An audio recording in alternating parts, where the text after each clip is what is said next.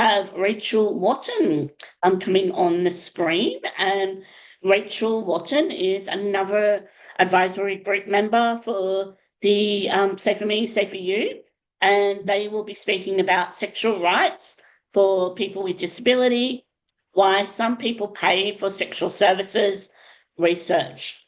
So Rachel Wotton is a sex worker, an academic, a consultant, and an educator. She previously held positions with SWOP, New South Wales, Scarlet Alliance, the Australian Sex Workers Association, and Touching Base, which brings sex workers and people with disability together. In 2011, Rachel was featured in an Australian documentary, Scarlet Road, which outlined her work with clients with disability. Her master's research focused on sex workers who provide services to clients that have disability in New South Wales, Australia. And she spoke more about this topic in her TEDx Bunbury talk, Open Your Mind to What Goes On Behind Closed Doors. She's a Churchill Fellowship recipient and has just completed her PhD at Western Sydney University, which is what she'll be talking about in her presentation today. So I welcome Rachel to the screen. Thank you so much, Mel. Jess is looking after my slides today. So Jess, can we go to the first one for myself, please? Thank you. So first of all, I'd like to acknowledge that I work, live and play here on Gadigal land, part of the Eora Nation. People may know this area as Inner West Sydney or Sydney area. And I'd like to pay my respects to elders past, present and emerging, and extend my respects to First Nations people here today. Next slide, please. This is what I will be talking about. But first of all, I would like to thank Mel for the support and encouragement to make me feel that I had a right to sit at the table for the advisory group. I've gotten a lot out of it. I like to contribute. I think everyone's amazing who I have met. I don't normally talk about it, but I have a couple of invisible disabilities, mainly autoimmune, musculoskeletal. My hearing's not that great, and there's a few things with my eyes. So I've normally seen them as medical annoyances, and I've always been really mindful to make sure and advocate for the right for people with disability to have a seat at the table and to have their voices heard. So thank you to Mel for bringing me into the fold, so to speak, and it's a real pleasure to share my PhD today.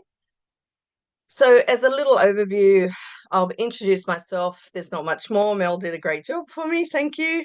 I'll talk about what my research is about, why I decided to research this topic, how I made it more accessible, which is what all research should be doing, who participated in the study, and then I'll talk about the findings, about what people shared with myself, and then we can do questions and comments.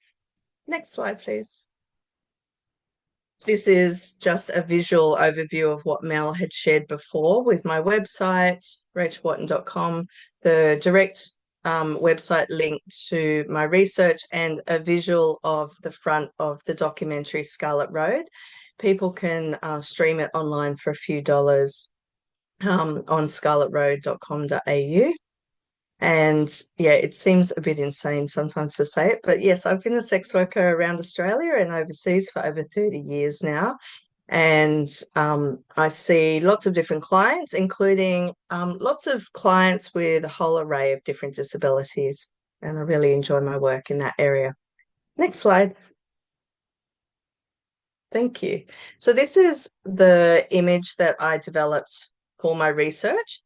The full name is Exploring the Experiences of People with Disability Who Access Sex Work Services in Australia. I created the visual image because, there's so many different research, requests out there, but I wanted to have something that was visually powerful and tried to be representative. The red umbrella means sex worker rights internationally.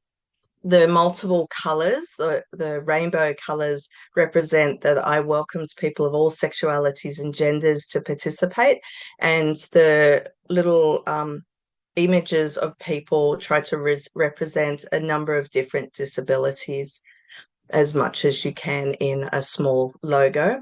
My supervisors are written at the bottom: Professor Kerry Robinson, Dr. Peter Bansell, and Dr. Michael Holbrook. And I studied at Western Sydney University. I just wanted to acknowledge that the sex worker, when I'm talking about sex workers here, it was about in-person sex workers, not online. And that was because we know that there's a lot more barriers in place, and it's harder for people with disability in person to be able to quietly and discreetly and equally access in-person services in the sex industry. So I wanted to really look at people's experiences that way. Also, sex work is defined as a mutually consenting adult activity where both people are consenting to the sexual activities that you are doing and agreeing on the paid amount that one person is paying the other. Next slide, please. So more about my research. Because it's a very, very long name, I shortened it down to the PASA research study. And that's how I developed what would be on the website. It took about 4.5 years to do. Thank you, COVID. I started 2 weeks before the first COVID lockdown in Sydney.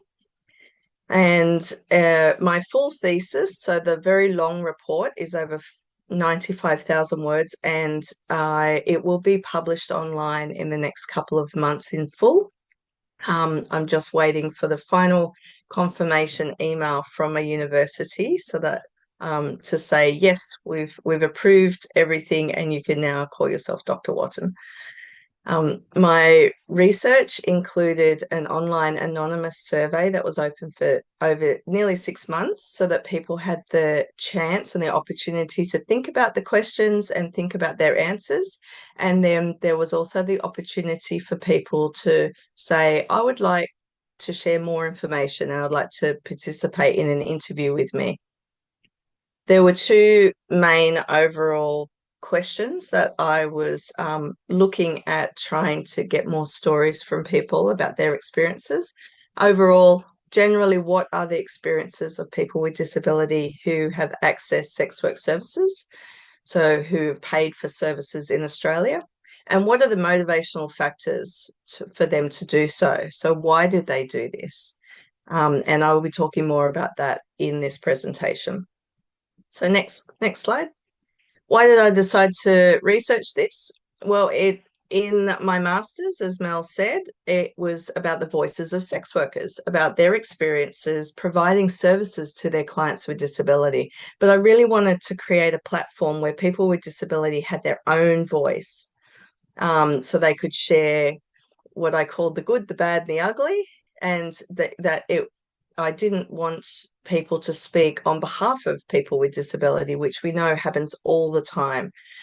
We know. Thank you so much, Rachel, for your presentation. It was wonderful, and you would think that we organized this to go one after another, but you said everything that I wanted to say about so many people with disability are seen as asexual, that they can't have sex, that they don't want sex.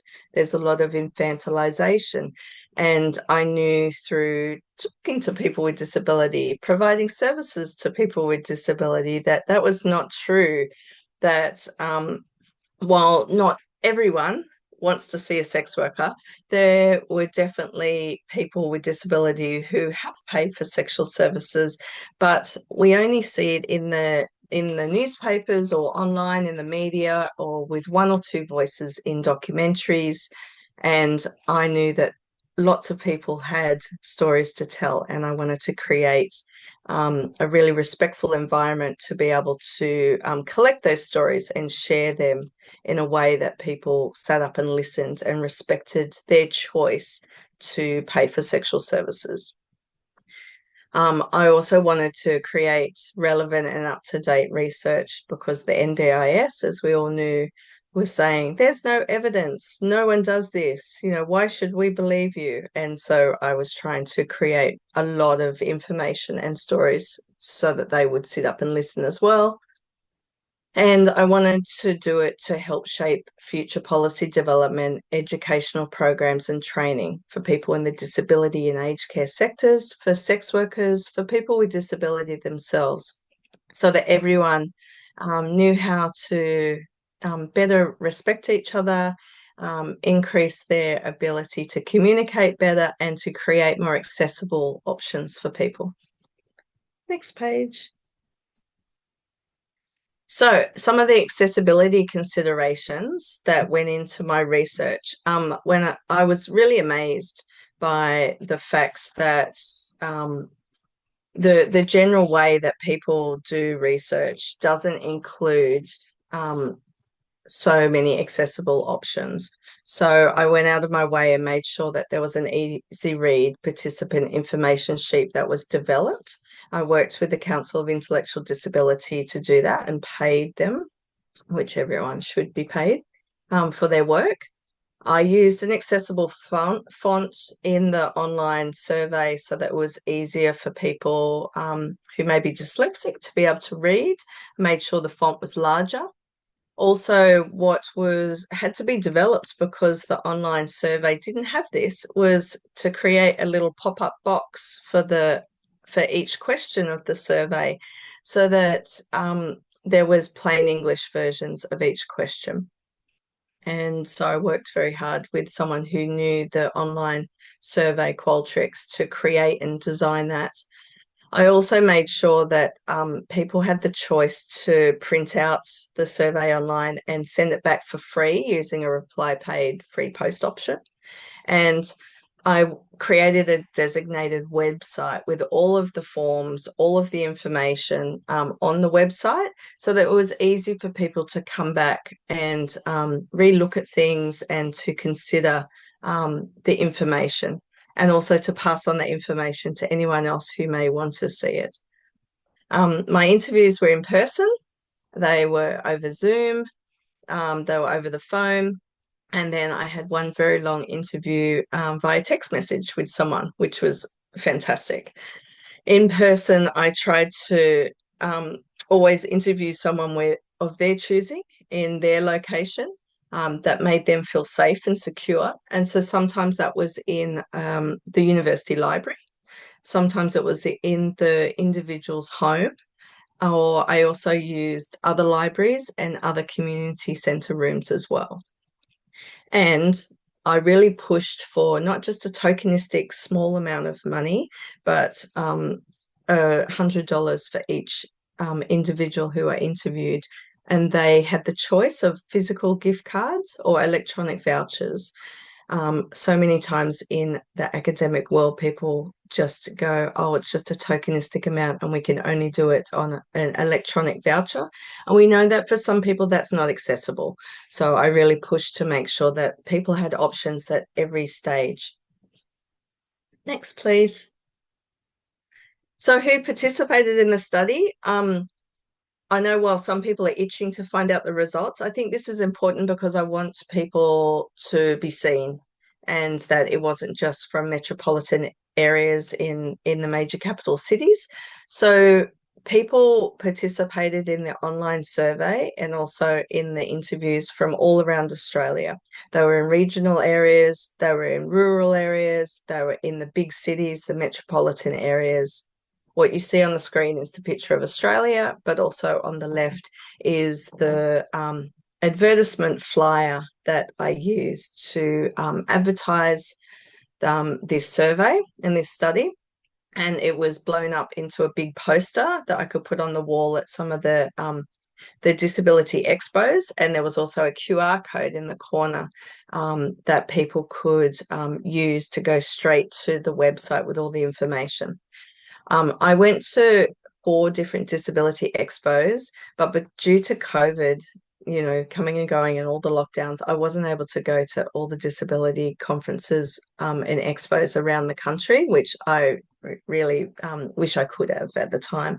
Also, I think that's because during the COVID lockdown times, lots of staff, we know that they would just focus on the basic essentials and keeping people safe and prioritizing medical needs and support needs. And so there was lots of speculation that perhaps supporting someone to fill out an online survey about if they'd pay for services wasn't really a priority at the time. But I'm really glad that there was 108 people who did and were able to do that. The qualifiers, if for people to be able to participate and do the online survey, was you had to be 18 years or over. You had to have paid for sexual services in Australia at least once, and you had to identify as a person with disability. As I said, there was 108 people who did the survey, and their age range was between 21 and 76. And I think that's important because most of the time when people think of, if they're ever thinking about a person with disability having sexual services, they think of like a 25-year-old man in a wheelchair. And my studies really showed that people of all ages and all genders and all sexualities have at some stage participated in paying for sexual services from sex workers. So the gender of the people who were involved, male, female, non-binary, and one person identified themselves as demigirl. Sexualities as well. People identified as being straight or heterosexual, bisexual, queer, pansexual, asexual. They didn't know or they were questioning their sexuality, lesbian, grey asexual, polysexual, and one person said straight, but that's getting more blurred. And we know that sexuality is often on a continuum as well. It's not just black and white, and it's definitely not binary. Next slide, please. I just wanted to do a very quick visual for people who like to learn this way. In terms of the 27 interviews that I did, once again, they were male, female, and a non-binary. There were 20 people who were heterosexual, but 5 that were bisexual and 2 identified as queer. And their age range, I actually interviewed the youngest person in the study who was 21 and the oldest person who was 76. And everyone had different interview times. So one person, it was 35 minutes. And there were a few people who were very happy to speak to me for up to 2 hours. And the text message interview actually went for over 6 hours on and off, on and off, on and off all evening. Okay, next, please. So once again, I didn't do a tick box. I didn't do labels for people. When I asked, tell me about your disability, I left it open so people could share whatever they want, whatever they felt comfortable and however they identified. And I felt very strongly about that. Overall, some people just gave the general condition or label, and some people gave me a lot of information about not only their disability or disabilities, but how it affects them emotionally, psychologically, physically. Overall, participants self-identified with 48 different disabilities or conditions. And when I grouped them generally into 6 specific categories, which included physical, intellectual, sensory, mental illness, neurological, and neurodivergent. So people, well, this is not representative of everyone in Australia at all, but I wanted to share this to show that there were lots of people with lots of different disabilities, for lots of different reasons, as we'll see, decided to pay for sexual services at some stage. Next page.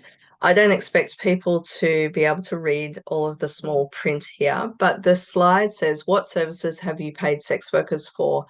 And what I like about this picture is that it's multicolored. So the circle has many, many, many different colors to represent many, many different services. So once again, some of the conversations I've had over the years with people are if they get to the point where they're like, course, people with disability should be able to have sex and pay for sex, but they don't get past like, surely they just want a good cuddle. And so I really like to share this kind of visual imagery to show no, no, no. People with disability have sexual desires and appetites, and they enjoy many different sexual activities equal to the rest of the community if they want to pay for services. So everything from nude massage to, doubles or, menage a trois or lots of different sexual enjoyment was had by individuals who participated in my study. Next slide. This slide just shows the survey format because there's so much information, and I feel very honoured and privileged that people shared so much with me. Today, we're just going to be skipping eventually to the why section, but I wanted to show the areas that if you're interested in more, my thesis, my big report, goes into detail. So the first section was who. And that was about what I've just shared with you now, about eligibility questions and the demographics in terms of individuals' age, gender, sexuality, where they lived in Australia. The second section was what. So it was about what type of sex workers did they spend time with in terms of their gender, their sexuality, their location around Australia, and what services people paid for. The third section of the survey was where. So that was about where the location of services were provided, both in locations geographically throughout Australia, or it was also about what kind of place. So most people know about brothels. So they're called sex services premises in New South Wales, and that includes massage parlours or bondage and discipline, BDSM parlours. But some people went to hotels. Some people used Airbnb when they're on holidays. Some people talked about it being having people visit them in their homes. So it was about the location. Also in terms of rehab centres and nursing homes and hospitals. So lots of different places. So I asked lots of different questions about where people enjoyed sexual services.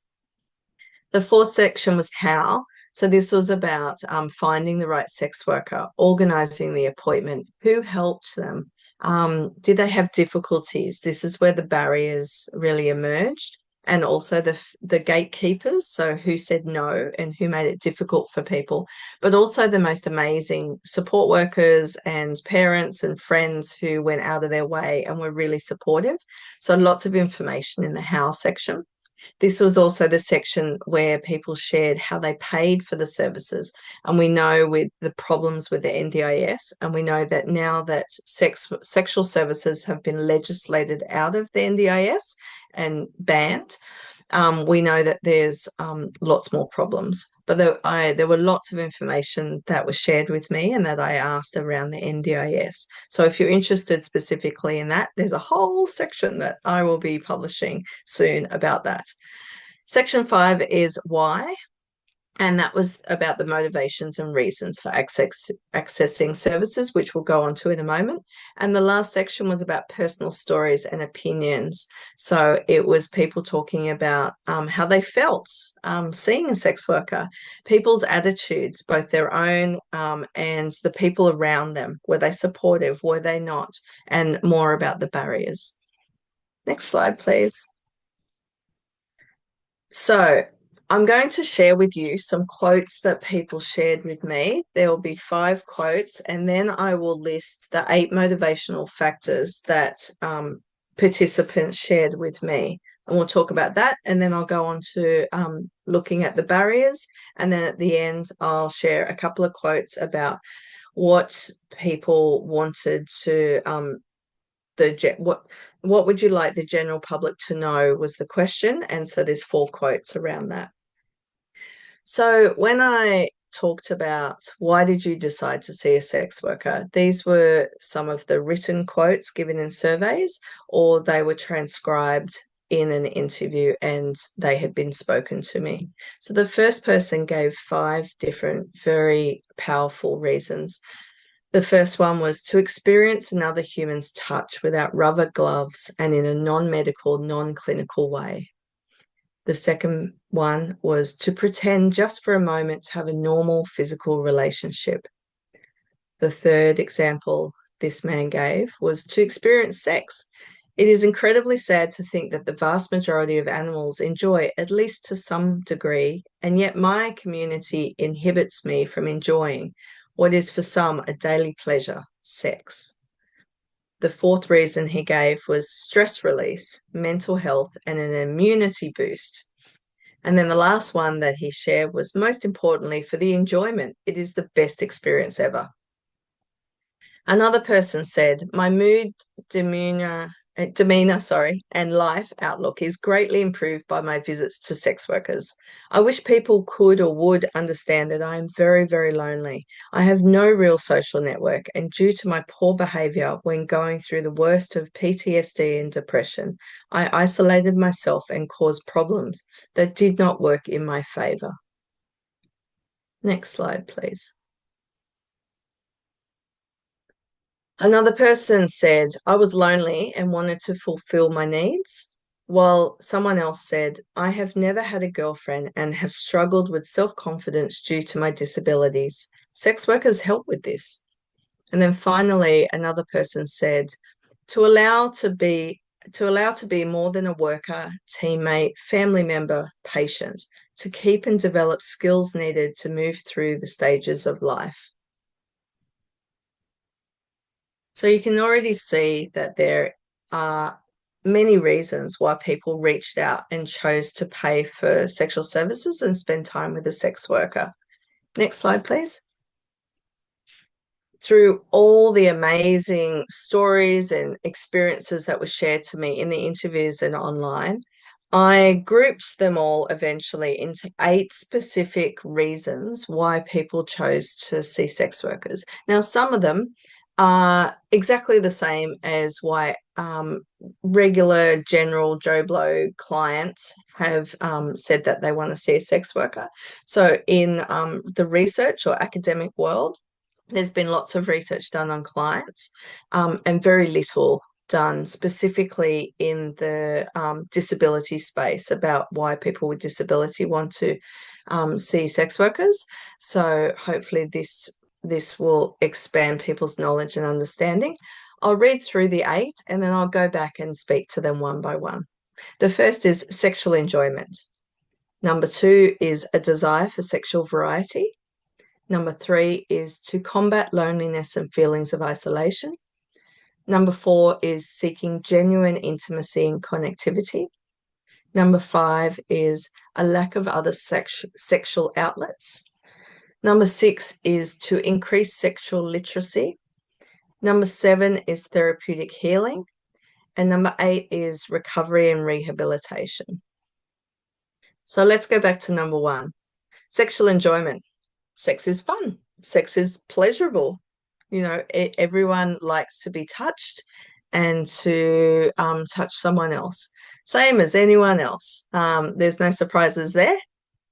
Number 2 was a desire for sexual variety. This also correlated very much with general client research. People want something different sometimes. Sometimes people want to explore or experience something sexually that their regular partner doesn't like. And so they respect that.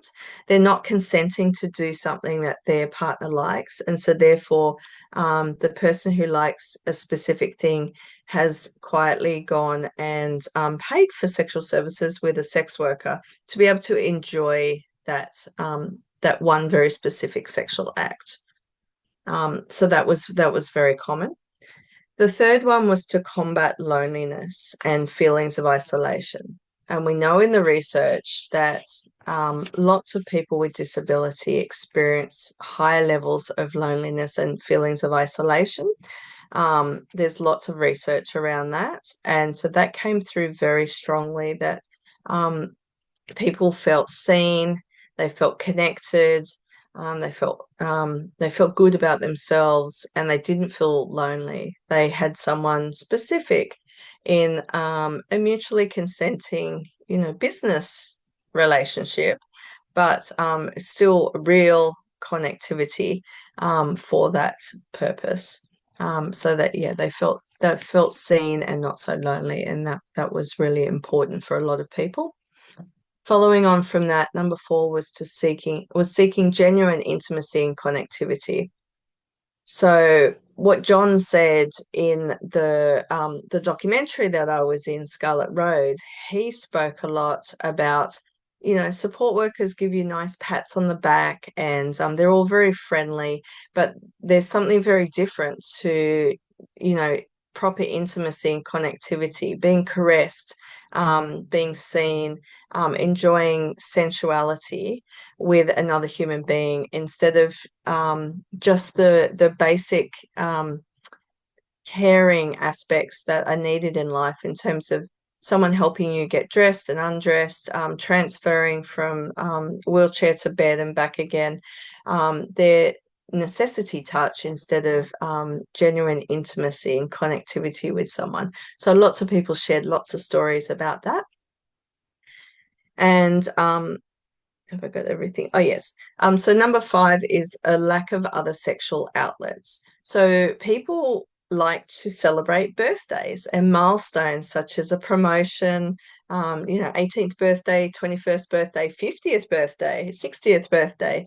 And so when people didn't have anyone special to be able to celebrate, they had paid dinner dates and paid special outings. And at the time, if they didn't have anyone special in their life, people had formed long-term professional relationships with their favorite sex worker or sex workers, and so therefore they spent time with them to be able to celebrate these occasions with them.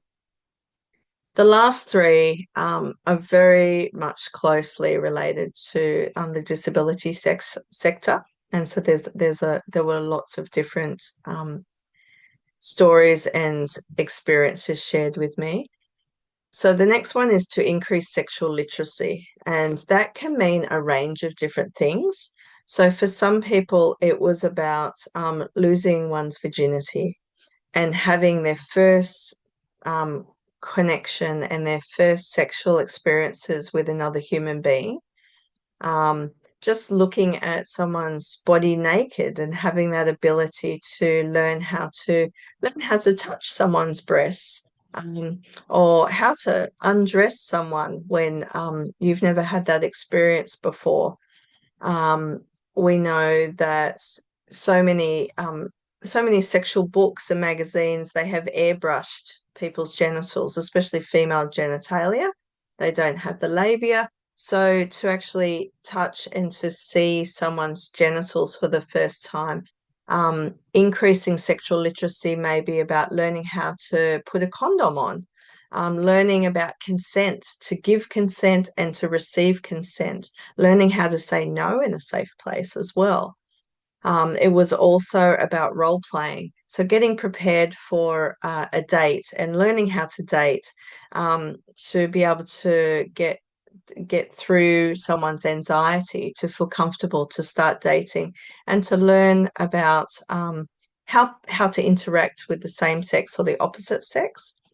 So one of the increased areas that people utilize the services of sex workers was when they were exploring their own sexuality.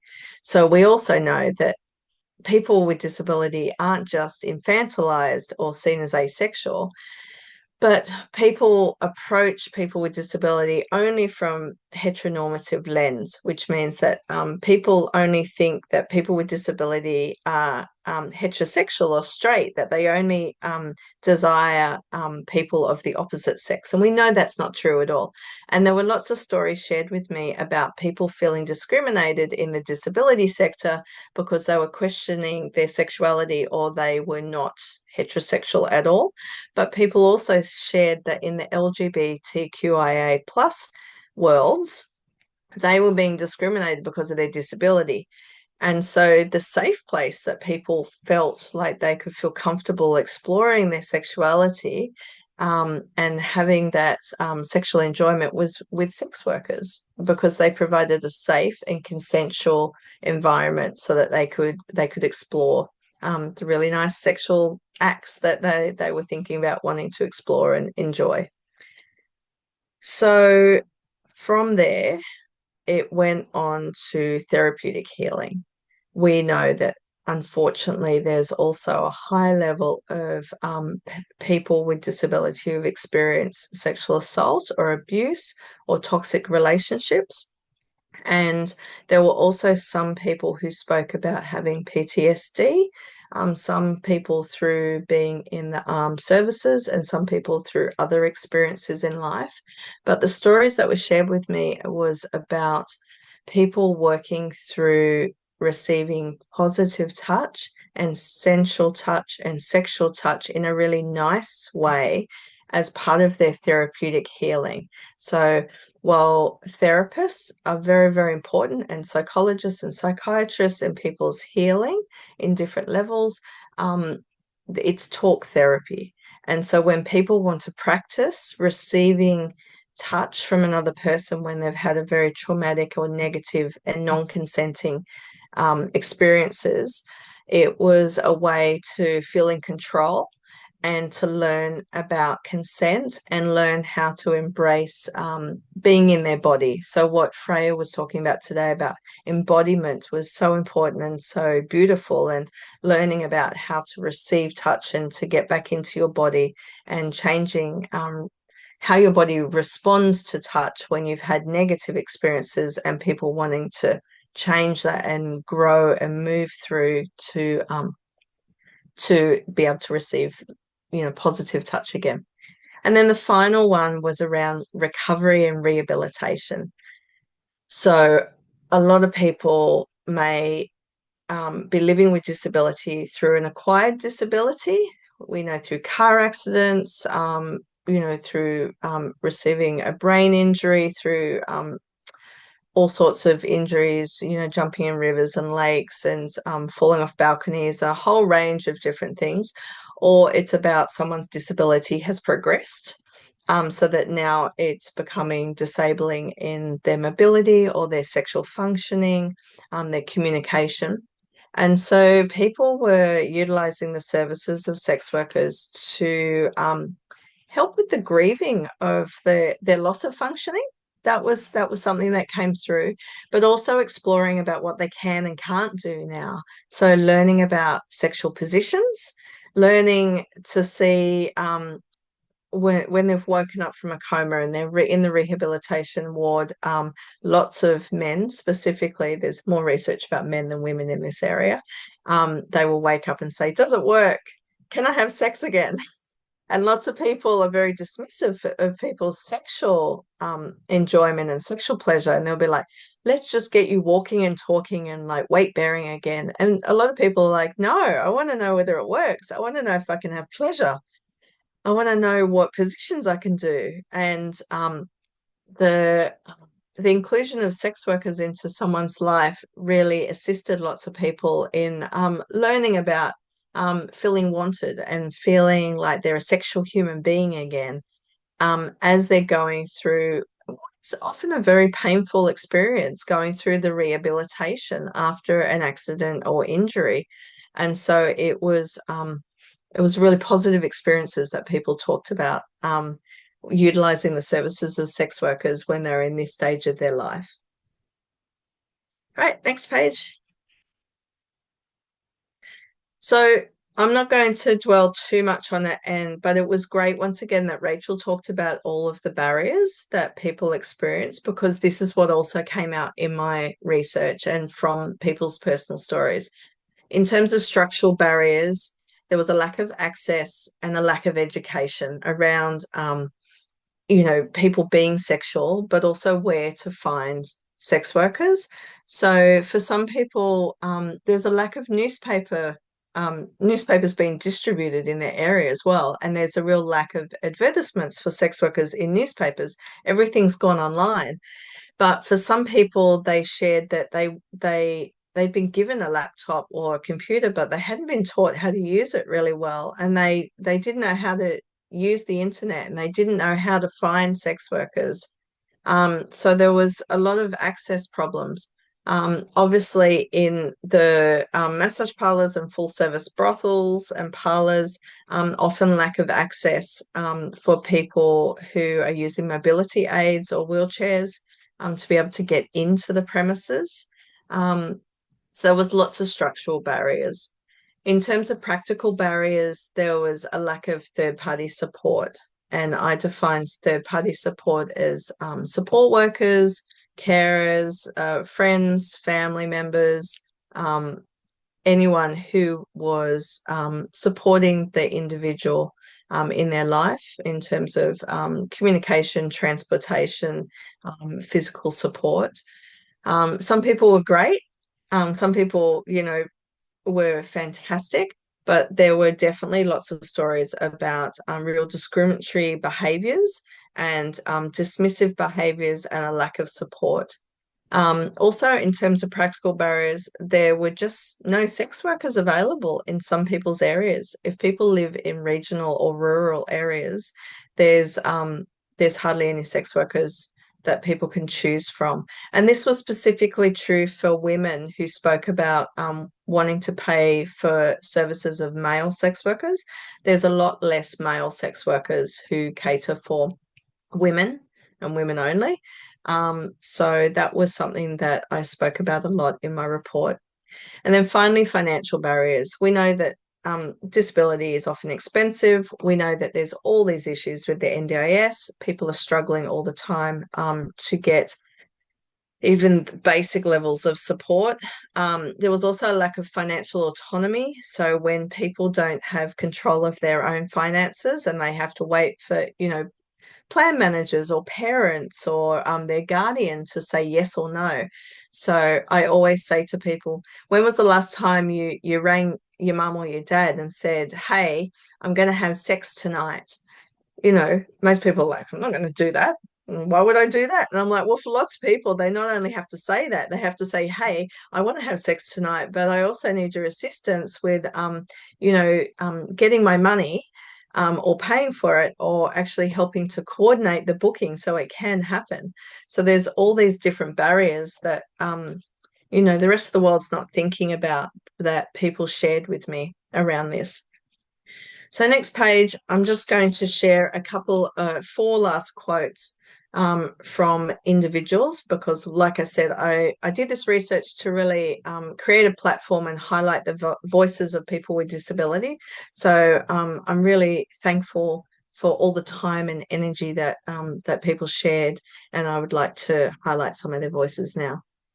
So what would you like the general public to know? One person said that sex is part of a human experience and disabled people should be able to have access to that as well. Another person said, to me, sex workers make such a difference. You all keep me going in a world that makes it very clear that people like me are not considered part of it. The kindness, gentleness, understanding, it all makes a difference to us. Next page.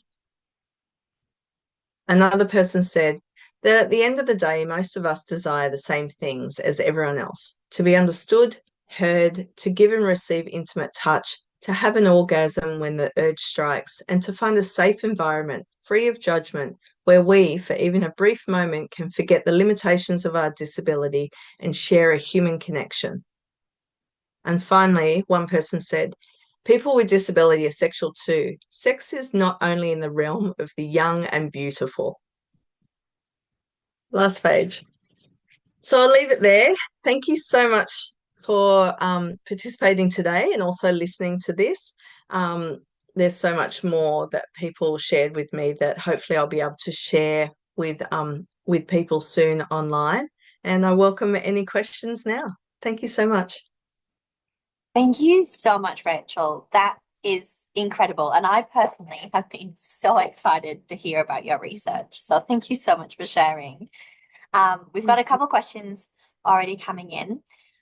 So should people with disability disclose their disability when booking a sex worker? Yes. Yes. Yep. Sorry. Perfect. Beautiful. Sorry, I shouldn't read while you're reading it out. You keep talking and then I'll. Oh, I mean, feel free to read the chat as I go, if that makes it easier for you. Will some sex workers not see people with disability? And do these answers change depending on whether it is a person with a physical or intellectual disability? So can I just Yes. interrupt just for a moment, Rachel? So you said yes to the question, should people with disability disclose their disability when booking a sex worker? And you said yes. Just for the interest of people that might want to know why you said yes, can you expand on that, please? Yes, I will expand on all three of those fantastic questions.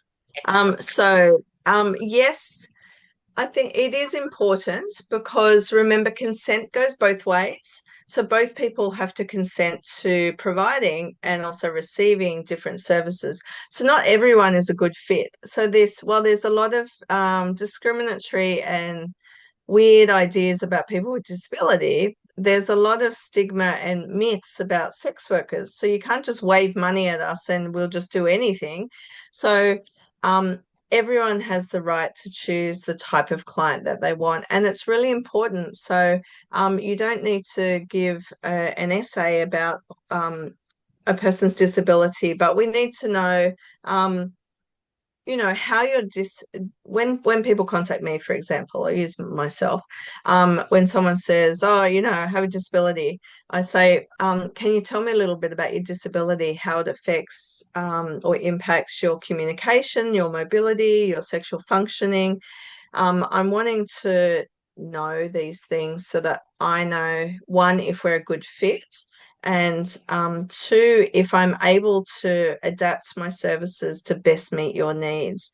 So I have an accessible workspace, but if someone says, I have cerebral palsy, I use an electric wheelchair, can I come to see you? For some sex workers, they may say, I'm really sorry, but I've got 2 steps up to the front door of my workspace, so I'm not going to be able to see you, but I could come to you. Or maybe I can refer you to a friend of mine who has an accessible place. It does go into the next question of physical or what was it, intellectual disability. And that is also really important because I know some friends of mine who feel very comfortable with physical disabilities, and they've worked in the area or they've had lots of clients with physical disabilities, but they don't feel confident about providing services to someone with an intellectual disability because they feel that they haven't had enough experience or training. And most of the time, the no's come from not wanting to do the wrong thing and wanting to provide the best possible service for someone. And if they don't think that they're a good fit, if they're too nervous to provide services, they feel that they will impact someone's enjoyment. So they say yes to certain things and no to others. It's same like I don't kiss, but of course, kissing is really sensual and erotic. And so people with disability want to learn how to kiss, or they want to kiss as part of the service. So people being honest, part of communication and consent is about saying who you are and what you're looking for. And then we work out if we're a good fit. Fantastic answer. Thank you so much for explaining that too. I think it's really helpful to know why disclosing is really useful and important to do. Where can we find your thesis and your master's research? Where can we find those bigger documents? Yes. The master's one is online, so it's on my website.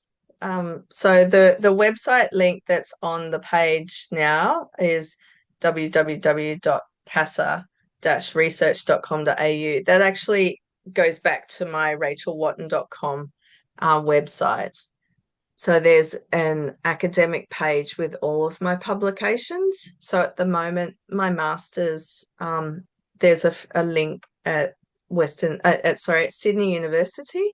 And then as soon as I get confirmation from Western Sydney Uni, like I said, then I will be able to freely share my whole PhD research soon.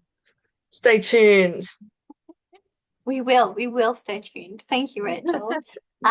This one is more of an observation, but I thought you would find it interesting, and might have some things to say about it. So, somebody has said the amount of shame associated with this topic is also a huge barrier stopping people with disability from seeking support in this space.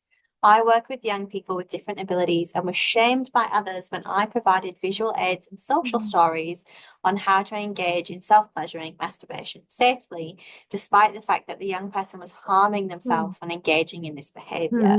It really makes people feel awful for wanting to do the right thing. Did that come up at all in your research? Yes. Other people shaming the individual for even asking about or wanting to be sexual definitely came up. The discrimination often was around not being heterosexual as well. There was a lot of bad behavior from support workers. And a lot of this stems from not having sexuality or intimacy policies, which is an area that I'm starting to develop as a consultant now, and wanting to work with more organisations to develop really clear policies, because people often say no when they're not sure of their rights and responsibilities as working in the disability or aged care sectors. But policies create guidance and a really strong platform for where they can talk about things and what their rights and responsibilities are. And if they're not the right person, then they can speak openly and say, oh, I can find someone else for you, or I can find other resources. So resource development and policy is where I really want to be able to create more, sex positive things in the future.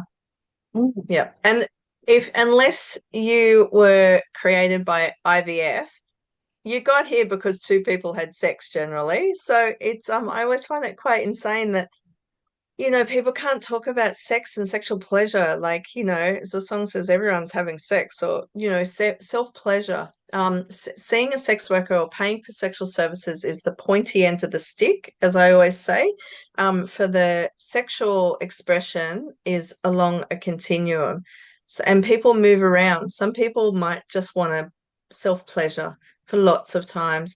And sometimes people want to be dating, someone who identifies as female. And then maybe later on you want to start seeing men or someone who's non-binary. So it doesn't have to be like what you like when you're 18 is what you're going to like for the rest of the world, but for the rest of your life.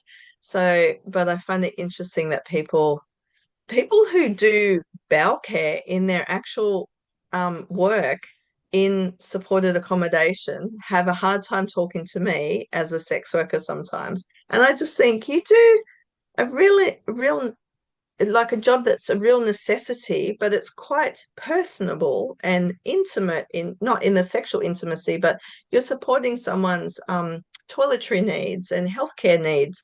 And I'm coming in and doing the pleasurable stuff, really. But I find it amazing that people can't talk about it. So I'm glad that we're able to talk about it here, and everyone who's here today is interested in talking about it more. Absolutely. And I just want to acknowledge that before I move on to actually Lakshmi's question, that Deborah has said, I also want to add that even if professionals are open to talk about these things in disability spaces, a lot would say things like, this is private, this is for your bedroom, and send off to their room the person touching themselves when they're touching themselves, but the person might not actually know how to safely and pleasurably touch themselves and what that means. And I think, yeah, that's a really good point. So thank you. I'm glad that there's more and more resources about masturbation and self-pleasure and consent. I think Australia is doing a really good job, and trying to share all these resources is really important.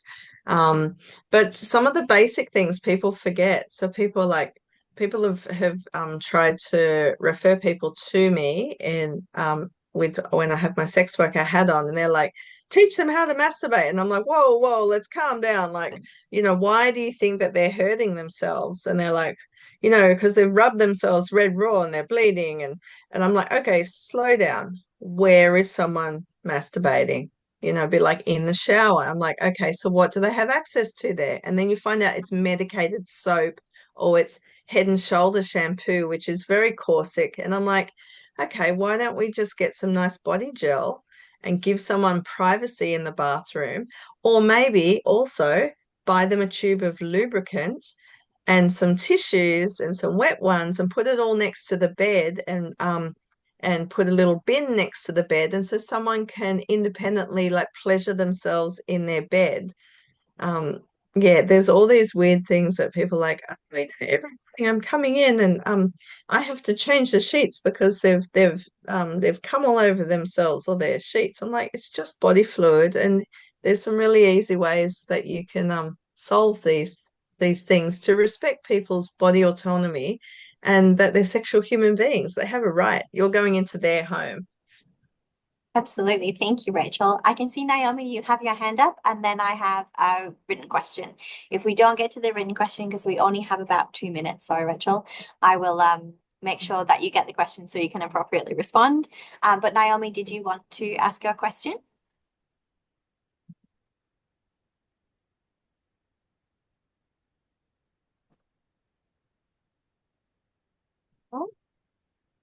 Naomi, was it a question or were you just joining the clap of the hands?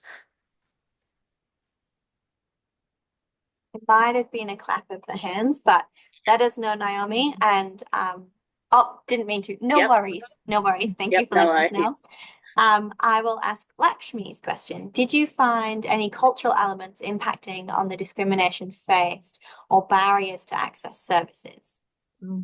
That's such a good question. And while I did ask about people's cultural and ethnical background, it was limited, and I would like to learn more about that. Once again, I think it was about avenues for recruitment, like the advertisement of the survey.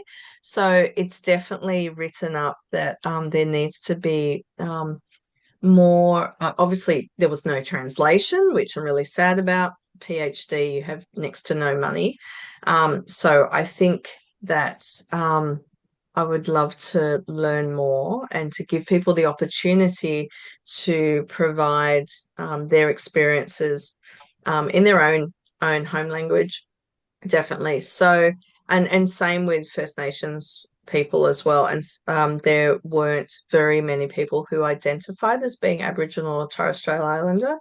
I'd happy to share with you, Lakshmi, what I did find, if you reach out to me. But the cultural elements impacting discrimination, I think, didn't come through very strongly because most people didn't speak about that. And I'm not sure if that was just the type of individual that was speaking, or that they didn't want to share that information, or that it was irrelevant to them.